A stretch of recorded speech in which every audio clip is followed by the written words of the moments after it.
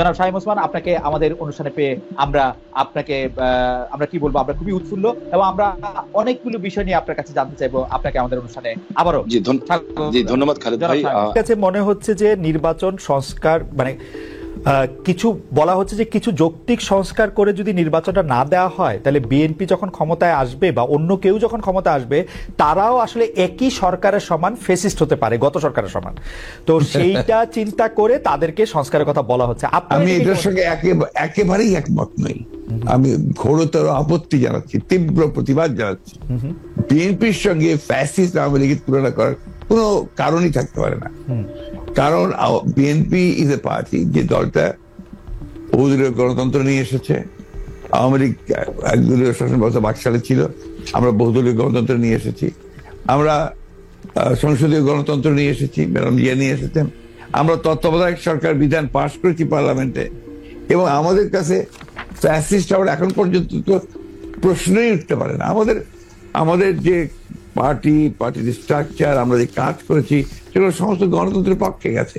এবং 14 বছর লড়াই করেছি তো ফ্যাসিস্ট হওয়ার জন্য নয়, গণতন্ত্রকে প্রতিষ্ঠা করবার জন্য। সুতরাং এই কথাগুলো যখন বলা হয় তখন এই কথাগুলো আমার কাছে মনে হয় যেটা আপনার শুধুমাত্র হয় কথার কথা বলার জন্য বলা হয়, অথবা বিএনপিকে আপনার ছোট করে খাটো করে দেখানোর চেষ্টা করা হয়। কিন্তু এইখানে তো পাশাপাশি আরো দুইটা সত্য আছে। একটা সত্য হচ্ছে যে বিএনপিও তো আসলে ক্ষমতায় ভারসাম্যের কথা বলছে, এবং সেই ক্ষমতায় ভারসাম্যের কথা বলতে গিয়ে এই প্রধানমন্ত্রী, উপপ্রধানমন্ত্রী, রাষ্ট্রপতি, উপরাষ্ট্রপতি জাতীয় সংস্কারের কথা বলছে, এই বিষয়টি যেমন আছে। এবং বিএনপিও রাষ্ট্র ক্ষমতায় ছিল, তখনও বিএনপিতে আসলে ক্ষমতার ভারসাম্য আছে কিনা সেটা নিয়ে প্রশ্ন উঠেছে। আবার আপনি যদি আমাকে অনুমতি দেন আমি বলবো যে বিএনপির একজন খুব গুরুত্বপূর্ণ শীর্ষস্থানীয় নেতা জনাব মওদুদ আহমেদ, আমি তাকে কোট করছি, তিনি লিখেছিলেন, আমরা ক্ষমতায় গেলে বিএনপি সাফল্য হবে আরো কম, কারণ দলটি শাসন কৌশলে কোনো উন্নতি হয়নি, দলটিতে নেই কোনো আত্মোপলব্ধি এবং আত্মসংশোধন শব্দ দুটির অস্তিত্ব। অর্থাৎ এরকম কথা কিন্তু আছে। মওদুদ আহমেদের কথাই যে আপনার চূড়ান্ত কথা তা তো নয়। জি, মওদুদ আহমেদ তার দৃষ্টিকোণ থেকে তিনি ওই কথাগুলো বলেছেন। আমি তো মনে করি যে কথাগুলো সঠিক নয়। বিএনপি একটা পার্টি, যে পার্টিটা আপনাকে গণতন্ত্রকে রিইন্ট্রোডিউস করেছে, মাল্টি পার্টি সিস্টেম ইন্ট্রোডিউস করেছে, আগে আমি বললাম, আর রিপিট করতে চাই না। তো বিএনপিকে ওই দলের সঙ্গে বা ফাইজারের সঙ্গে তুলনা করাটাকে আমি মনে করি একটা সঠিক তো নয়, আমি মনে করি এটা একটা উদ্দেশ্য প্রণোদিত। শামীম ভাই, গত কয়েকদিন ধরে যেটা হয়েছে যে আমাদের প্রধান সংবাদে পরিণত হয়েছে ধর্ষণ এবং এই সংক্রান্ত সহিংসতা। আপনি বক্তৃতায় বলেন আপনার চেয়ে বড় মাস্তান আর নাই, অন্য দলকে সামলাতে পুলিশ বা অন্য বাহিনীর দরকার নাই আপনার, আপনি তো একা নন, নিশ্চয়ই বাংলাদেশের সবগুলি জায়গায় আপনার মতো এরকম, আমি যদি মাস্তান শব্দটি ব্যবহার নাও করি, এরকম রয়েছে। তারপরও এই ধর্ষণ এবং এই সংক্রান্ত সহিংসতা কেন হচ্ছে? আমি না থাকলে দেশে কিচ্ছু হবে না, কিচ্ছু হবে না। খালেদ ভাই, হয়তো আপনার কাছে একসময় মনে হবে আরে শামীম ভাইয়ের সাথে কথা বলছিলাম, লোকটা ভালো ছিল কিংবা খারাপ ছিল, একটা কমেন্টস করবেন। বাট ফর দিস কান্ট্রি আমার মনে হয় যে আমরা শেখ হাসিনাকে দরকার, এবং দরকার আমাদের আগামী প্রজন্মের জন্য, আপনার আমার সন্তানের জন্য। বঙ্গবন্ধুকে হারিয়ে আমরা অনেক পিছিয়ে গেছি, এখন ওনাকে দরকার। আমি বলতে চাচ্ছি যে একজন সাধারণ মানুষ হিসাবে, একজন কন্যার বাবা হিসাবে, একজন মায়ের সন্তান হিসাবে, একজন স্ত্রীর স্বামী হিসাবে, একজন বোনের ভাই হিসাবে, এবং আমি মনে করি আমি আর আপনার অনুভূতির মধ্যে এখানে কোনো পার্থক্য নাই, যারা আমরা মনুষ্যত্ব নিয়ে চলি।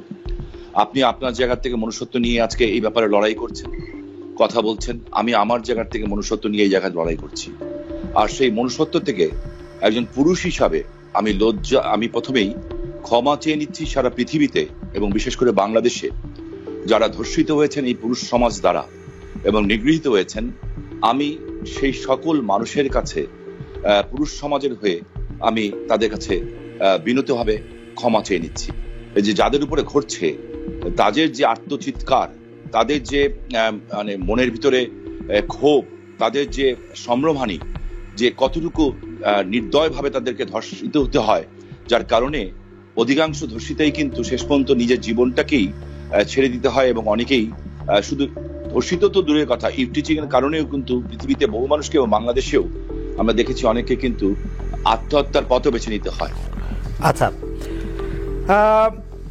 আরেকটি ব্যাপার সেটি হচ্ছে আমার আগেকার প্রশ্নের সাথে সম্পর্কিত, যে গণ অভ্যুত্থানের মুখে শেখ হাসিনার দেশ ছেড়ে পলায়ন, আওয়ামী লীগের নিষ্ক্রিয়তা এক ধরনের, মানে আওয়ামী লীগ দেশের রাজনৈতিক প্রেক্ষাপট থেকে বাদ হয়ে গেছে, কেউ কেউ আমাদের মিডিয়ার ভাষায় কেউ কেউ বলছেন যে একটা -1 হয়ে গেছে।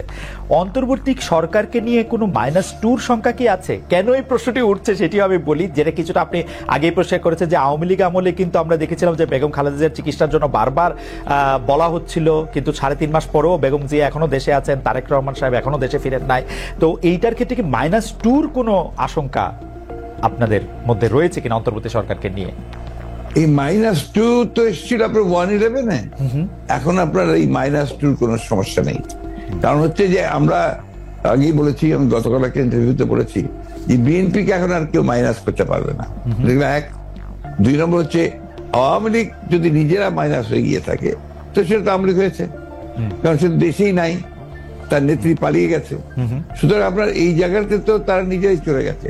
এখানে একটা জিনিস আমাদের সবসময় মনে রাখতে হবে যে রাজনৈতিক দলটি পলিটিক্যালি ব্যাংক্রাফট হয়ে যায়। আওয়ামী লীগ এখন আসলে পলিটিক্যালি ব্যাংক্রাফট একটা রাজনৈতিক দল। আগে থেকে বলতাম কথাটা আর কি। তার কোনো রাজনীতি নেই, সে ক্ষমতাকে এমন ভাবে ব্যবহার করেছে তাদের ব্যক্তিগত স্বার্থে, দলীয় স্বার্থে না, প্রত্যেকের ব্যক্তিগত স্বার্থে। They have minted money like anything. দেশকে তারা একেবারে ফোকলা করে দিয়েছে এবং সেই দেশকে ফোকলা করে দিয়ে পালিয়ে গেছে, এবং এটা জনরোষে পালিয়েছে। নর্থদের যে কোনো মিলিটারি কু বা কিছু হয়েছে, পিপলস রেট, জনরোষ, সেই রোষে তাকে পালিয়ে জীবন বাঁচাতে পালিয়ে যেতে বাধ্য হয়েছে। এই বিষয়গুলো আমাদের মাথায় রাখতে হবে। আমরা কোনো মতেই যেন চেষ্টা না করি এটাকে কোনো মতে খাটো করা। The fascist Awami League regime এতে বাধ্য হয়েছে দেশ থেকে পালিয়ে যেতে জনরোষে।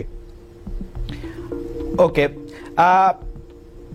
গত 15 বছরে আওয়ামী লীগের শাসনকে যে ফেসিবাদী বলা হচ্ছে এবং তার যে পালিয়ে যাওয়াটা, যেটি আসলে আপনি এখন বর্ণনাও করলেন, দুর্নীতি, তারপরে নানা ধরনের নানা কারণে, কিন্তু তার পেছনে আপনাদের আমলে যে 20 বছর আগে 21 আগস্টে গ্রেনেড হামলা, বিচারকদের বয়স বাড়িয়ে তত্ত্বাবধায়ক সরকারকে প্রশ্নবিদ্ধ করার মাধ্যমে শেখ হাসিনাকে কর্তৃত্ববাদী শাসনের দিকে নিয়ে যাওয়া, এ নিয়েও আসলে নানা ধরনের আলোচনা আছে। এই দুটি ঘটনা যদি হাইন্ডসাইট আপনি একটু দেখেন, যে মানে যেগুলি হচ্ছে ক্রাইমের ঘটনা, অর্থাৎ হচ্ছে 21 আগস্টের গ্রেনেড হামলা, 10 ট্রাক অস্ত্র, আবার অন্যদিকে তত্ত্বাবধায়ক সরকার ব্যবস্থাটাকে একটা এরকম জায়গায় নিয়ে যাওয়া, এই দুটিকে আপনি আপনার মূল্যায়ন আমরা একটু শুনতে চাই। যে দুটি আপনার 21 আগস্টের যে ঘটনা, এই ঘটনার সঙ্গে বিএনপিকে জড়িত করা এবং বিশেষ করে তারেক রহমান সাহেবকে জড়িত করা, এটা পুরোপুরি ভাবেই রাজনৈতিক উদ্দেশ্য প্রণোদিত। এটা কোনো মতেই বিএনপি এর সঙ্গে জড়িত তো নয়ই, বরঞ্চ আমি মনে করি যারা বিএনপিকে শত্রু হিসেবে চেনে তারা জড়িত, এবং এখানে বেনিফিশিয়ারি কারা হয়েছে সেই বিষয়টা আমাদেরকে অবশ্যই লক্ষ্য রাখতে হবে। 21 আগস্টের মামলায় who was the beneficiary? Beneficiary was Awami League. কারণ বিএনপি ক্ষমতায় থেকে সে এমন কোনো ঘটনা ঘটাবে কেন যে ঘটনাটা তার বিপক্ষে যাবে? এটা গেল 1 নম্বর। আর আপনি যে প্রসিডিংস গুলো দেখেন সমস্ত, আপনি তো একসময় বিচার বিভাগের মানুষ ছিলেন, দেখবেন যে তারেক সাহেবকে এখানে জড়িত করা হয়েছে 4টা আপনার আইও চেঞ্জ করার পরে। সর্বশেষ যে আইও নিয়ে আসা হয়েছে সে হচ্ছে আওয়ামী লীগ দলীয় ভুক্ত কাহার এখন যে আপনার নিজে থেকেই তাদের নির্দেশে সে এই চার্জশিটটা করেছে, যেটা কোনো সম্পর্ক নেই। অন্যদিকে যে আপনার মূল আসামি ছিল, ভদ্রলোকের নাম আমি বলে যাচ্ছি, মৌলানা মুফতি মোহাম্মদ, তিনি তাকে দিয়ে 164 দিন তাকে টর্চার করে তাকে দিয়ে একটা আপনার স্টেটমেন্ট করিয়ে নিয়েছিল। পরে দেখা গেছে যে উনি নিজেই সেটাকে আবার ভোগ করেছেন, বলেছেন যে এটা আমাকে টর্চার করে নেওয়া হয়েছে। এবং দেখেন কিভাবে কি মারাত্মক ঘটনা, কোথায় চলে গিয়েছিল সবকিছু। এবং he was hang before the trial was complete. তো যে প্রধান আসামি তাকে আপনি আগেই অন্য একটা মামলাতে জুড়িয়ে দিলেন যাতে আসল সত্যটা বেরিয়ে নিয়ে আসে। তো এই কথাগুলো কিন্তু কেউ আপনার ইনভেস্টিগেটিভ জার্নালিজম করে না, যার ফলে এই বিষয়গুলো আসে। আপনারা পলিটিক্যাল জিনিসটাকে নিয়ে চেষ্টা করেন, ওটা দিলে why did you go deep into it? আমি বলি, শেষ করি প্লিজ। জি প্লিজ, ইনভেস্টিগেটিভ জার্নালিজমটা সিরিয়াসলি করেন এবং এটাকে ফাইন্ড আউট করেন যেটা আসলে ব্যাপারটা কি ছিল। সেটা করছেন না, করছেন যে বিএনপি কিন্তু সব করার জন্য করছেন। এটাকে আমি মনে করি এটা এক ধরনের রাজনৈতিক উদ্দেশ্য প্রণোদিত। ওকে।